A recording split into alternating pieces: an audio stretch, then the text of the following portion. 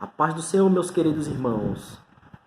Vamos estudar juntos, nesse domingo, a lição de número 12, para o dia 21 de junho de 2020, com o título A Conduta do Crente em Relação à Família. Nesse trimestre, a gente está estudando sobre a igreja eleita. E se você e eu somos igreja, nós não somos igreja somente no templo, sede ou nas suas congregações. Nós temos que ser igreja em todos os lugares, em todos os âmbitos. Tanto o âmbito religioso, tanto o âmbito familiar, como no trabalho. Em todos os lugares que nós estivermos, nós temos que ser igreja. E tem que ser igreja eleita. E se é uma igreja eleita, é uma igreja separada. É uma igreja, essa palavra eleita, separada, escolhida, é de muita responsabilidade. Então você tem que ser referência. E meus queridos irmãos, a Bíblia diz, o texto áureo da lição diz assim: por isso deixará o homem seu pai e sua mãe e se unirá à sua mulher, e serão dois numa carne. A verdade prática diz assim: Deus estabeleceu o casamento monogâmico, heterossexual e indissolúvel. Isso é, instituição da família para a glória do nome dele. Meus queridos, nós sabemos que hoje as intenções do inimigo é destruir a família. Porque quando ele destrói uma família, ele destrói várias pessoas ao mesmo tempo. Infelizmente, muitos caíram e muitos estão caindo. Continuam a cair nas ciladas do inimigo. E as famílias, quando você perde uma família, geralmente vão... Quantos membros tem uma família? Geralmente tem 4, 5 pessoas. E se alguém, um desses membros, cai dessa família, infelizmente os outros também vão cair. Não estou dizendo que vão cair no mesmo erro, mas vão cair em problemas psicológicos, problemas, financeiros, outros problemas. Às vezes abandonam a fé por esses motivos, por esses problemas. E o inimigo tem se enfurecido com a família, principalmente com a família evangélica, principalmente com aquela família que faz parte da igreja, a igreja de Cristo.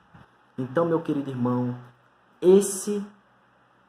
essa lição é uma lição que vai falar sobre a família, sobre a harmonia que existe, que deve existir entre a família. O amor de Deus que deve prevalecer dentro desse seu lar. Aí, meus queridos, na introdução da lição diz o seguinte: no modelo divino, os membros da família são iguais. Porém, cada um desempenha papéis diferentes.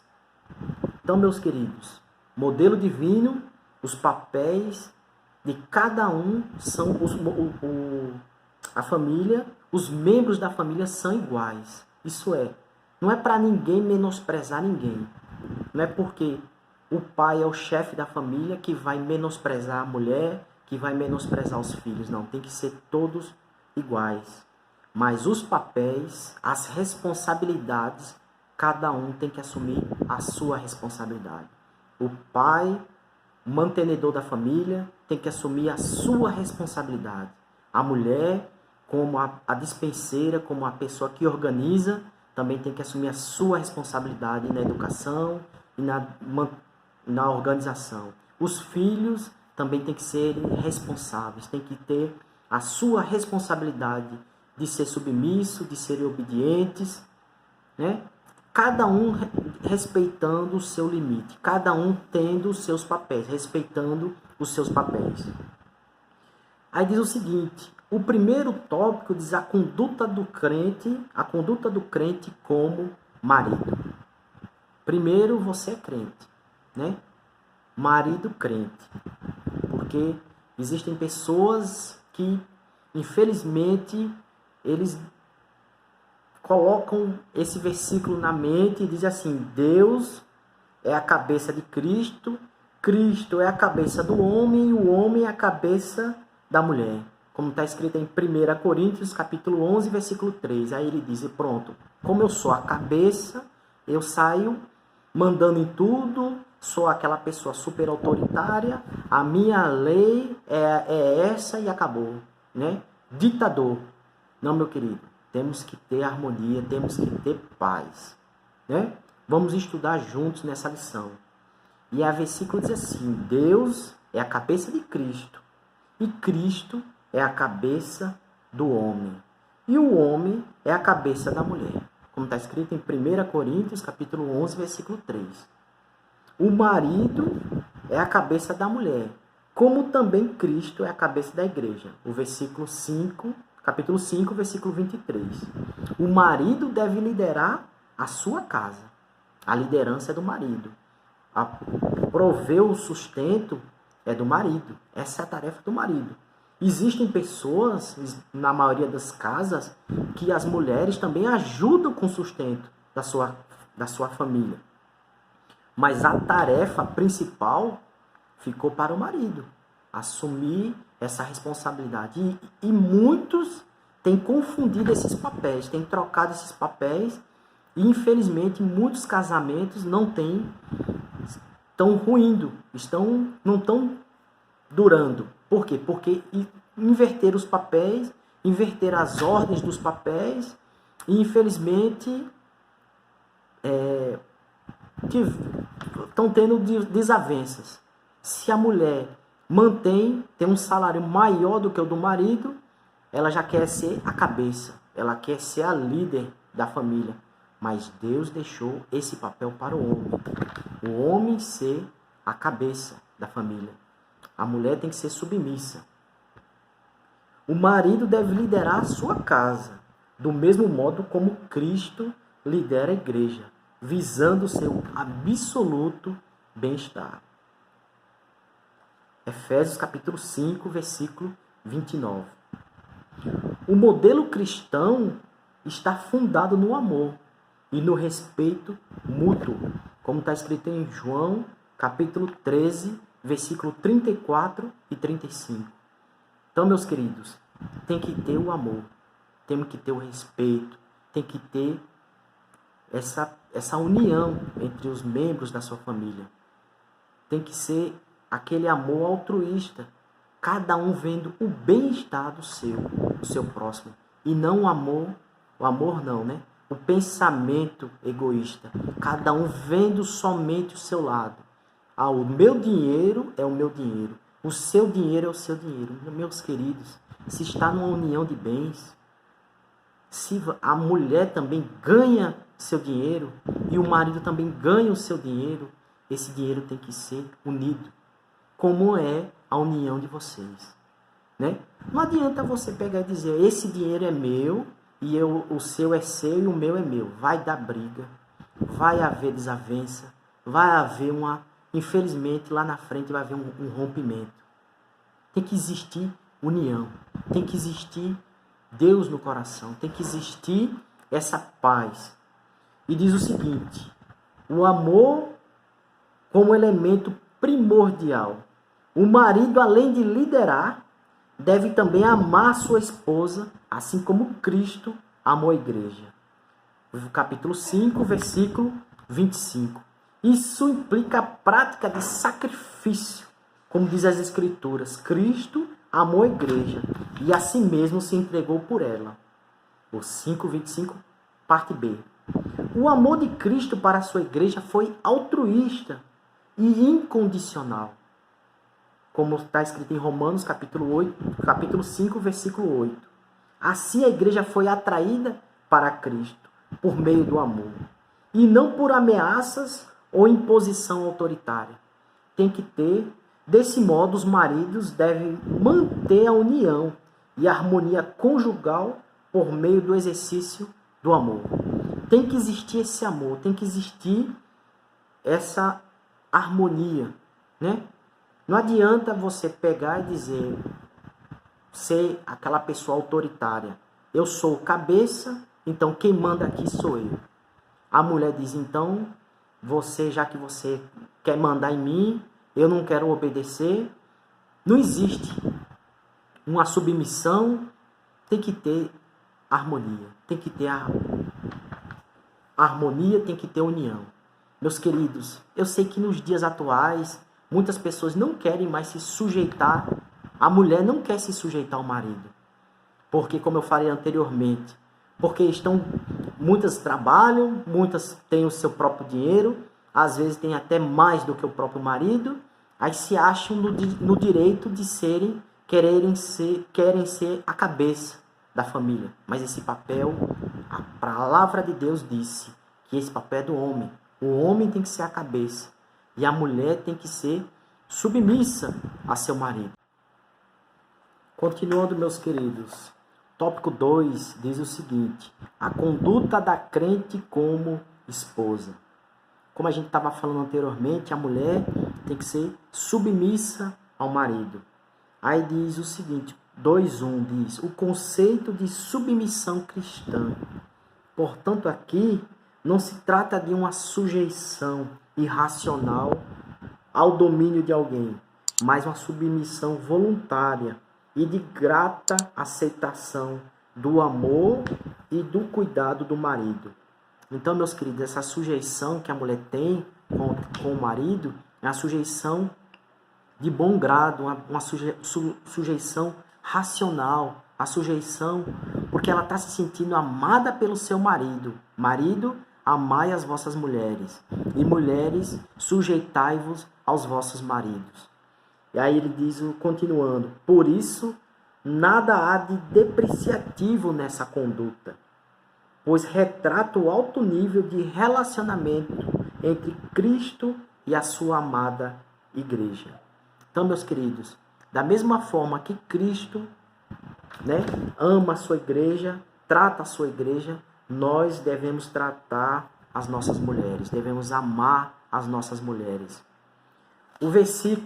Leia aqui o versículo 25, Efésios capítulo 5, versículo 25, diz o seguinte: vós, marido, amai vossa mulher, como também Cristo amou a igreja e a si mesmo se entregou por ela.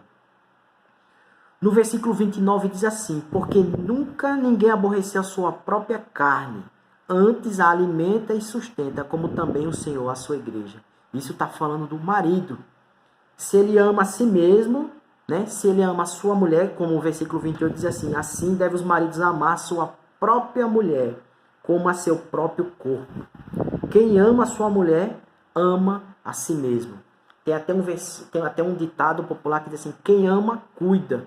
Então, meus queridos, nós temos que amar as nossas mulheres, nós temos que cuidar.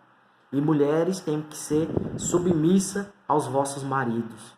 Não a submissão irracional como a própria lição está falando aqui, mas uma sujeição racional, uma sujeição harmoniosa, não depreciativa, não aquela pessoa que muitas pessoas hoje em dia têm aquele ditado dizer bem assim, e você se sujeita a seu marido, Você se sujeita, faz isso. Meus queridos, a própria palavra de Deus diz, marido, amai as vossas mulheres, e as mulheres, versículo 22, Efésios capítulo 5, versículo 22, vós mulheres, sujeitai-vos a vosso marido, como ao Senhor. Tem que ser sujeita, tem que ser submissa. Como eu falei, não é a sujeição, não é a submissão escrava, não é a sujeição, submissão depreciativa, mas a sujeição harmoniosa, a sujeição que exista uma harmonia entre si. Aí diz o seguinte, continuando, denota o sentimento que conduz a esposa a agir de modo a agradar a seu marido. Ele está lhe amando, ele está lhe mantendo o seu lar, está protegendo o seu lar. O marido, como cabeça, é aquela pessoa que está na proteção, está na liderança de proteção, nos cuidados com a família. E a mulher faz essa submissão de forma para agradar a seu marido. Significa que a esposa participa das decisões em família. Porém, não procede como opositora, nem desautoriza a autoridade do seu marido. Olha que palavra interessante essa aqui. A mulher pode sim participar das decisões, mas não procede como opositora e nem desautoriza a autoridade do seu marido. Se o marido, vou dar um exemplo, um filho quer ir para um determinado lugar, uma determinada viagem, e o pai diz: meu filho, você não vai. Simplesmente por razões, por algum motivo, o pai disse: não é para ir. Aí a mãe, o filho vai e pede para a mãe: mãe, a senhora deixa eu ir? Aí a mãe pega e diz: não, meu filho, pode ir.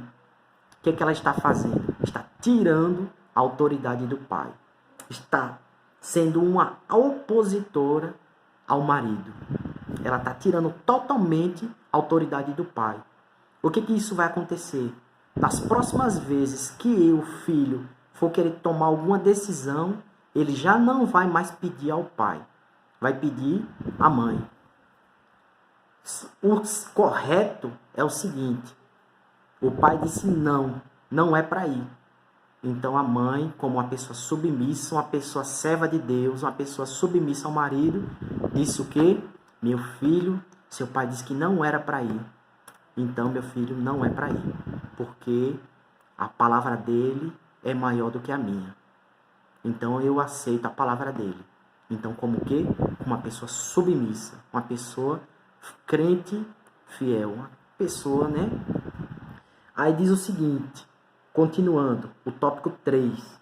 A conduta do crente como filho. A responsabilidade dos pais, o tópico 3.1, diz o seguinte: os pais devem criar seus filhos na doutrina e admoestação do Senhor. A palavra doutrina ou disciplina, do grego paideia, significa orientação ou treinamento para o desenvolvimento do caráter e pronta obediência das normas. Então, a palavra admoestação, do grego é noutésia, que quer dizer instrução ou advertência, que faculta a distinção entre o mal e o bem. Então, além dessas exortações, cabe aos pais estabelecer os parâmetros de conduta e reagir contra a desobediência de seus filhos. Diz a palavra de Deus que ensina a criança no caminho que deve andar, e quando crescer, não se desviará dele. Então, desde pequeno, né, quem dizia muito isso era o nosso pastor Orisvaldo, né? Umas lapadinhas nunca matou ninguém. Umas cipoadazinhas nas pernas, né? Umas correadazinhas, nunca matou ninguém. Eu já levei várias de minha mãe. E estou aqui contando a história. E nem por isso eu odeio minha mãe. Eu amo demais minha mãe. E agradeço a ela pelas correções, pelas advertências, pelos puxão de orelha, por tudo isso. E pessoas que são também da minha idade ou até um pouco mais velho, contam seus relatos, contam como eram os pais. E você, filho? Tenho meus filhos hoje, alguns já tenho 2 adultos e uma criança, e eles lembram que eu também puxava as orelhas dele, dava uma lapada quando mereciam, e até hoje me amam. Dizem: pai, eu recebi aquelas lapadas, mas eu agradeço pelas lapadas. E nem por isso me odeio. Então, a criança tem que ser corrigida, tem que ser advertida, porque quando crescer, são problemas. Diz um ditado popular, diz assim: se você não corrige o seu filho, alguém vai corrigir por você, lá na frente. A criança que cresce achando que pode tudo, lá na frente ela vai descobrir que ela não pode tudo. E infelizmente vai descobrir da pior forma possível, né? E diz o seguinte, continuando: por outro lado, os pais não devem abusar da autoridade recebida. tem que ter limites. Tudo tem que ter seu limite, né? Pois eles devem educar com brandura e amor, sem rigor excessivo ou imposições injustas, a fim de não incitar a ira de seus filhos, né? Tem que ter amor, tem que ter brandura. Não é porque o pai é o líder da família, não é porque a mãe também tem essa autoridade também junto com os pais para criar os filhos. Tem que ser com imposição, tem que ser com ira, tem que ser com brandura, tem que ter amor, tem que ter justiça. Aí diz o seguinte: e os filhos têm que obedecerem a seus pais. Na palavra da lição diz o seguinte, Efésios capítulo 6, versículo 1. Vós, filhos, sede obedientes a vossos pais no Senhor, porque isso é justo. Aí diz o seguinte: aos filhos que obedecem e honram seus pais, uma promessa dupla lhes é assegurada, para que te vá bem e viva muito tempo sobre a terra. Capítulo 6, versículo 3. Essas bênçãos incluem prosperidade exterior e vida longa. Aqui são bênçãos materiais, para que te vá bem, fala das bênçãos materiais, e tenha vida longa sobre a terra, que a pessoa tem uma vida, né, alongada, muitos anos de vida. É uma bênção dupla, mas está implícita também as bênçãos espirituais que Deus concede. E a conclusão, meus queridos, diz o seguinte: no modelo divino, qual é o modelo divino? Um homem e uma mulher, né? Modelo monogâmico. Nem dois homens e nem duas mulheres. E nem duas mulheres para um homem, nem dois homens para uma mulher. É um e um. Um homem e uma mulher. No modelo divino, todos os membros da família cumprem deveres específicos. O marido tem o dever de liderar e amar a sua esposa. A esposa o dever de submeter-se e respeitar a liderança de seu marido. Aos pais o dever de educar seus filhos segundo as Escrituras. Aos filhos o dever de obedecer e honrar seus pais. Assim o amor, o respeito mútuo e a prosperidade fazem parte da família que se porta conforme Deus planejou. E dessa forma a família é abençoada, dessa forma a família Deus tem a bênção sobre essa família, existe a harmonia no lar, existe a prosperidade. Meus queridos, essa foi a aula de número 12. Espero que essa aula tenha sido uma bênção na sua vida, como tem sido na minha. Fica com Deus e até a próxima oportunidade, assim que Deus nos deseja, se Deus nos permitir. Fica com Deus.